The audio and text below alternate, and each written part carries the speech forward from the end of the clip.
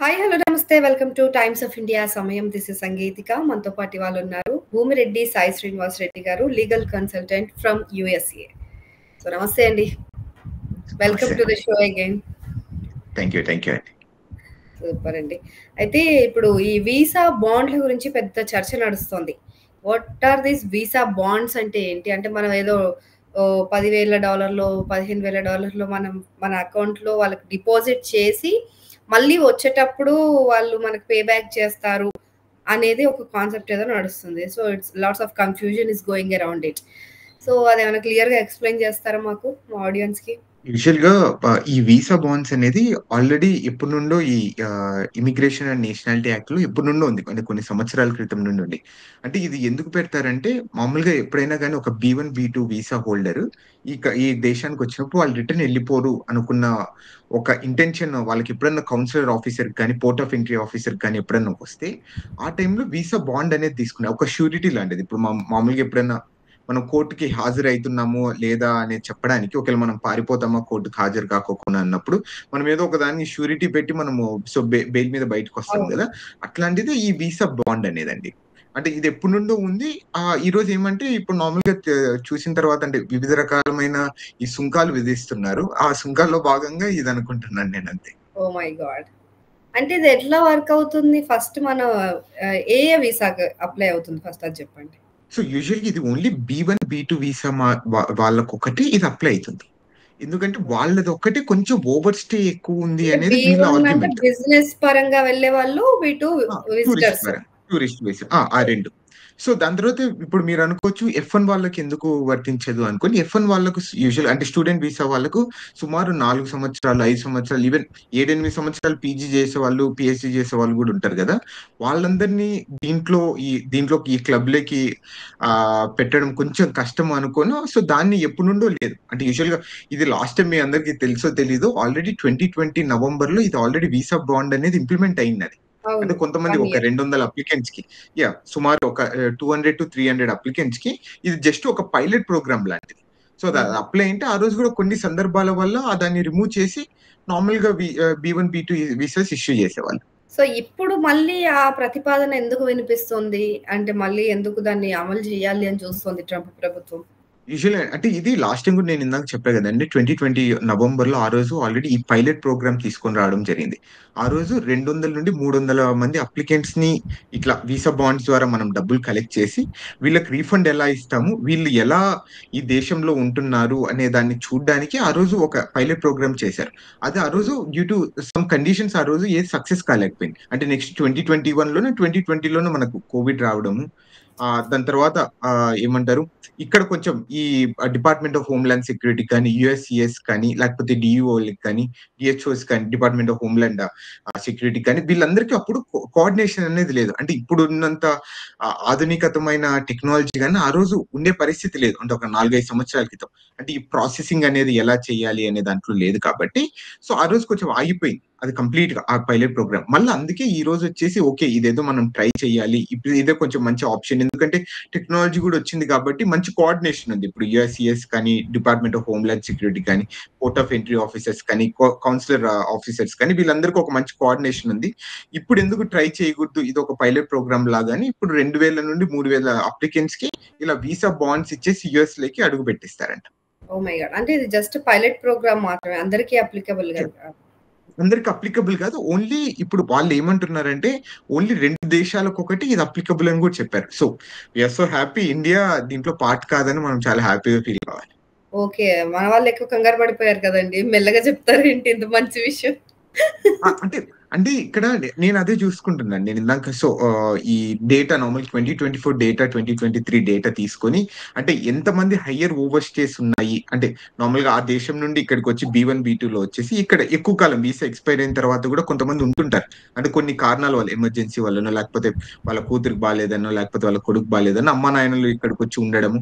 లేకపోతే కొంతమంది ఏదో చూస్తా ఇంకా ఏదైనా ఎక్కువ చూడాలి అమెరికా మొత్తం అనుకోవడం. కొంచెం ఎక్స్‌టెన్షన్స్ కానీ ఇవన్నీ జరుగుతుంటాయి గదా! సో, వాళ్ళందరికీ ఏదో మన భారతదేశంలో ఎంతమంది ఓవర్ స్టేస్ ఉంటాయి అంటే ఇట్లాంటి సందర్భాల్లో అనుకుంటే మన వి ఆర్ సో హ్యాపీ మీరు కూడా షాక్ అయితారు. ఓన్లీ 1% ఓవర్ స్టేస్ ఉన్నాయి మన రియల్లీ? ఇండియాకి. 1%.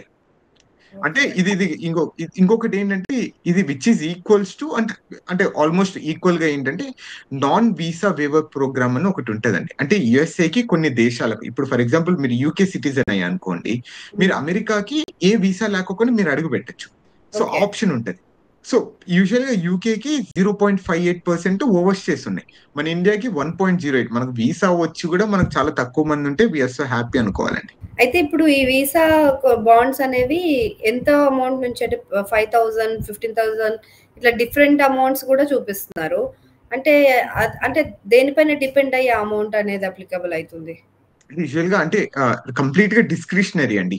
ఇప్పుడు మనం వీసాకి వెళ్తాం కదా, వీసాకి హ్మ్. వెళ్ళి ఒకేలా మీరు సర్లే ఇతను మళ్ళీ రిటర్న్ వస్తాడు, కొంచెం నమ్మకం ఉంది అనుకో మీరు నాకు 5,000 ఇవ్వచ్చు. మీరు నన్ను కొంచెం ఓకే. ఎట్లా అంటే డిఫరెంట్ గా చూసుకొని ఓకే వీడి ఇంకా మళ్ళీ జీవితాంతం రాడు అనుకున్నప్పుడు ఈ 15,000 వేయచ్చు మన మీద. అంటే వాళ్ళ ఇష్టం, డిస్క్రిషనరీ కంప్లీట్ గా. అంటే 5,000 ఇస్తారా, 10,000 ఇస్తారా, 15,000 ఇస్తారా, it's completely discretion of counsellor officer. Okay. So, ఇది ఈ 15,000 కోసమైనా సరే వాళ్ళు టైంకి వచ్చేస్తారు. మళ్ళీ వాళ్ళ కంట్రీ నుంచి ఎళ్ళిపోతారనేది వాళ్ళ ప్లాన్. బట్ ఆ 15,000 వదిలేసుకొని మనం అక్కడే ఉండాలి అని అనుకునే వాళ్ళు అక్కడుంటే, ఈ ఎప్పుడన్నా ఇన్ కేస్ ఎప్పుడు ఫ్యూచర్‌లో దొరికితే అప్పుడు పరిస్థితి ఏంటి? డిపోర్ట్ అయిపోతారండి. అంటే నార్మల్ గా ప్రాసెస్ లోనే డిపోర్టేషన్ ప్రాసెస్ లోనే వెళ్ళిపోతారు. So okay. అంటే ఇక్కడ నాకు తెలిసినంత వరకు ఇది కూడా మీరు ఈ వీసా నార్మల్ ఈ 2 దేశాలకి ఇస్తారని చెప్పారు కదా వీసా బాండ్స్. ఇది చాలా కన్‌స్ట్రెయిన్ గా ఇస్తున్నారు. ఇది ఏమైతుందంటే వీసా 3 మంత్స్ వ్యాలిడిటీ ఇస్తున్నారు. అది ఓకే. చాలా పెద్ద ప్రాబ్లమ్. అంటే ఇప్పుడు ఫర్ ఎగ్జాంపుల్ నాకు ఒక 5, 6 నెలల తర్వాత నాకు వీసా అపాయింట్‌మెంట్, వీసా ఇంటర్వ్యూ దొరికిందండి. దాని తర్వాత మనకు వీసా అప్రూవ్ అయిన తర్వాత మనం బాండ్ కట్టిన తర్వాత నుండి 3 నెలలు ఇస్తారు. 3 మంత్స్ ఇస్తారు. 3 మంత్స్ ఇచ్చిన తర్వాత 3 మంత్స్ లో మనం ఎప్పుడైనా గానీ ఒక నెల రోజులే అమెరికాలో ఉండాలి. నెల రోజుల కన్నా ఎక్కువ ఉండకూడదు. ఓకే. ఎక్కువ ఉన్నా గానీ ఫోర్‌ఫీట్ అయిపోతది బాండ్. ఓకే. అయితే ఇప్పుడు ఆ! ఈ పేమెంట్ ప్రాసెస్ అనేది ఎలా చేయాలి? అంటే మనం డైరెక్ట్ వీసా తీసుకునేటప్పుడు అధికారులకి అక్కడ పే చేయాలా? లేకపోతే ఆన్‌లైన్ పేమెంట్ ఉంటుందా? మళ్ళీ వచ్చిన తర్వాత రిఫండ్ ఎలా చేసుకోవాలి?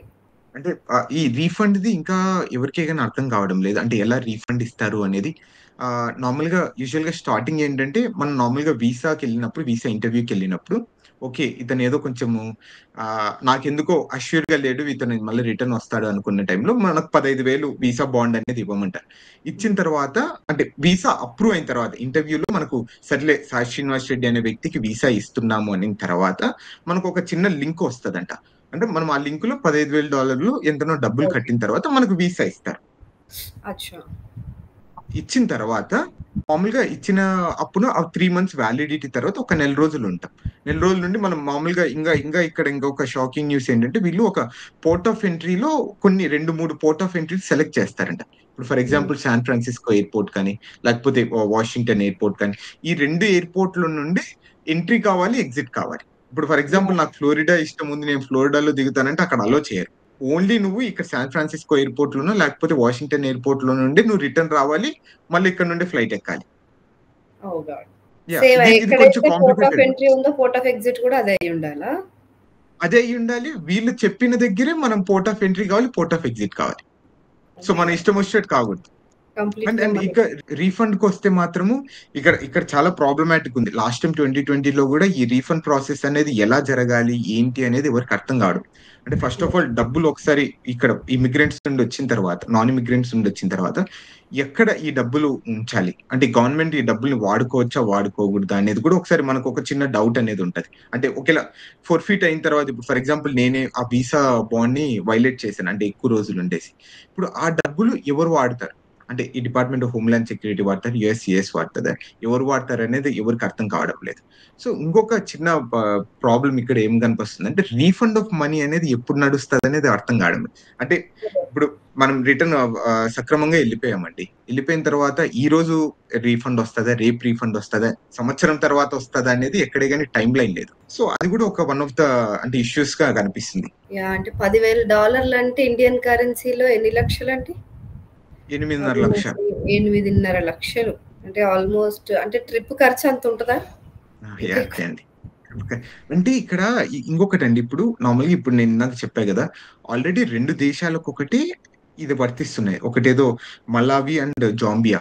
ఇప్పుడు జాంబియా, మలావి అనే దేశాలు అంటే సో నాకు తెలిసినంత వరకు చాలా ఆర్థికంగా చాలా చితికిమతికి పోతున్న దేశాలు ఇవన్నీ. అంటే నార్మల్ గా వాళ్ళంతా జీడిపి కూడా నార్మల్ సంవత్సరానికి $600. ఓకే. సంవత్సరానికి $600 అంటే కంప్లీట్ గా అక్కడ అగ్రికల్చర్, మళ్ళీ ఈ మైనింగ్, ఈ కాపర్ మైనింగ్ లో ఉన్న దేశాలు అవి. అక్కడ నుండి ఇక్కడికి అమెరికాకి జస్ట్ విజిటింగ్ కానీ వీసా పర్పస్ కానీ, అక్కడ వాళ్ళ పరిస్థితే బాగాలేదు. మళ్ళా 15,000 $10,000 డబ్బులు ఖర్చు పెట్టి ఇక్కడికి అమెరికాకు జస్ట్ వీసా బాండ్ కోసం వస్తారా యాహ్! లేదా అనేది కూడా ఒకసారి కొంచెం డౌట్ఫుల్ గా ఉంది. డౌటే. సో అదే ఆలోచిస్తారు గదా! ఇప్పుడు 10,000 వాళ్ళ దగ్గర కట్టాలి. ఒక్క రోజు లేట్ అయినా కూడా మళ్ళీ ఆ $10,000 పోతాయి అని చెప్పి ఆలోచిస్తారు ఎవరైనా. అంటే ఆ దేశాలలో ఇప్పుడు జాంబియా గాని, మలావి గాని, ఆ దేశాలలో వాళ్ళకంత ఆర్థిక స్థితి అంతగా బాగుంటే వాళ్ళెందుకు అమెరికాకు వస్తారు? అంటే ఎగ్జాక్ట్‌లీ. జస్ట్ ఫర్ ఆర్గ్యుమెంట్ అంటే అంటే యూజువల్‌గా మన పరిస్థితులు కూడా బాగున్నా గాని వస్తాము. అంటే అక్కడ అంతమంది B1, B2 వీసా మీద రావడం అనేది చాలా కష్టం గదండీ. అంటే జస్ట్ అవును. టూరిస్ట్ వీసా కోసము $15,000 వాళ్ళ దగ్గర మనం పెట్టి రావడం అనేది చాలా కష్టం గదా! ట్రూ.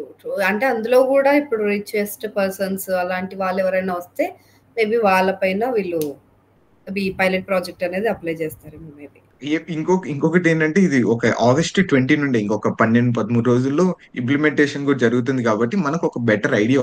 అంటే ఎలా ఒకవేళ వాట్ ఉంటుంది? If this applies to India అంటే ఫ్యూచర్‌లో ఎందుకంటే మనం కూడా అత్యధిక సంఖ్యలో B1, B2 వీసాల మీద అమెరికాకు వస్తున్నాం కాబట్టి వీళ్ళు ఒకేలా అంటే వీళ్ళ మీద కూడా చేస్తే మనకు చాలా డబ్బులు ఆదాయం వస్తది. రెవెన్యూ అనేది జనరేట్ అయితది అనుకున్న ఇంటెన్షన్‌తో మన ఇండియాకి అప్లై చేసినప్పుడు మనకు కొంచెం ఇప్పుడు రెడీగా ఉంటాం. సో ఎందుకంటే బై లార్జర్ పాపులేషన్ కూడా కాబట్టి ఓకే. ఇది ఎలా రీఫండ్ తీసుకోవచ్చు? ఎలా మనం ఇక్కడ రూల్స్ అబాయిడ్ అయి ఉండాలి అనేది కూడా మనం కాలిక్యులేట్ చేసుకోవచ్చని నేనైతే అనుకుంటున్నాను. సో ఇప్పుడు లెట్స్ ఈ hope for best B1, like B2 visas almost 6 months ఉంటుందా అండి? యూజువల్‌గా 10 ఇయర్స్‌కి ఇస్తారండి మన ఇండియాకి. 10 ఇయర్స్‌కి ఇచ్చిన తర్వాత ప్రతి అంటే 10 ఇయర్స్‌లో ఒక్కసారి మీరు B1 అంటే B2 వీసా తీసుకున్న తర్వాత 6 నెలలు మాత్రమే మీరు ఒక్కసారి లాంగ్ టర్మ్ స్టే అమెరికాలో చేయొచ్చు. ఆ ఓకే. 6 నెలల తర్వాత ఇంకొక 6 నెలలు మీరు ఇండియాలో ఉండి మళ్ళీ రిటర్న్ రావచ్చు. సేమ్ B1, B2 కూడా అంతే. అంతే. B1, 10 B2 ఇయర్స్ అట్లే. వరకు వీసా 10 అయితే ఇయర్స్ ఉంటుంది. కాకపోతే మనం హ్మ్. సంవత్సరానికి 6 నెలలు మాత్రం ఉండగలుగుతాం. సంవత్సరానికి 6 నెలలు. అంటే మీరు ఎన్ని రోజులు ఇక్కడ ఉంటారో అన్ని రోజులు ఇండియాలో కూడా ఉండాలి. ఓకే. డన్ అండి. అంతే. అంతకు మించి నో ఇష్యూస్. అంటే అది నార్మల్‌గా వస్తూనే ఉంటది అదంతా కామన్. అంటే కానీ ఇదేమైతదంటే ఈ 15,000 బాండ్ అంటే మనం అందరం చాలా ఫంక్ అయిపోయాం నేను గూడా. సో ఫస్ట్ ఆఫ్ ఆల్ మన భారతదేశానికి పెడితే వీళ్ళకి ఎన్ని కోట్ల ఆదాయం వస్తదని నేను కూడా కొంచెం లేదు. మన వాళ్ళు చాలా ఆలోచిస్తుండేవాడిని. బట్ యూ ఆర్ సో జాగ్రత్తగా సేఫ్. ఉంటారు. 6 నెలల పీరియడ్ ఉంటే వాళ్ళు 5 నెలల్లోనే వచ్చేస్తారు. ఒక 1 మంత్ ముందే. అప్పుడు ప్రాబ్లమ్ అంటే ఉండదు. రిఫండ్ అయితే వచ్చేస్తుంది గదా! ఇది రీఫండ్ అయితే వస్తది. కానీ ఆ 15,000 డిపాజిట్ చేసి ఇక్కడ అమెరికాలో మనం చూడాలనేది యాహ్! కొంచెం అది ఇబ్బంది గదండీ. అంటే ఇప్పుడున్న పరిస్థితుల్లో గ్లోబల్ మొబిలిటీ ఆ సందర్భాలలో ఇవన్నీ కొంచెం అడ్డుకట్ట ఆ గదా! 10,000 మనకెవరికైనా గాని. చేతిలో ఉంటే అక్కడ ఏదన్నా షాపింగో, లేకపోతే తిరగడానికో పనికొస్తాయని అనుకుంటారు కదా! $10,000 అవునవును. 10,000 అంటున్నాం గానీ $10,000 అదే 8,500,000 8,00,000 అవునవును. యాహ్!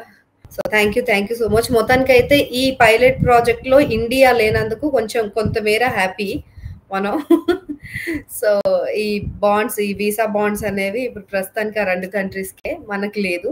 సో, ఇదైతే క్లారిటీ అవును. ఇచ్చారు. అండ్ అవి ఎలా వర్క్ అవుతాయి, ఇన్ ఫ్యూచర్ ఒకవేళ అమలవుతే కూడా ఎలాంటి సర్కమ్‌స్టాన్సెస్‌లో మనం ఉంటామనేది క్లియర్‌గా చెప్పినందుకు ధన్యవాదాలండి. ఓకే. Thank you yes. అండి. యెస్.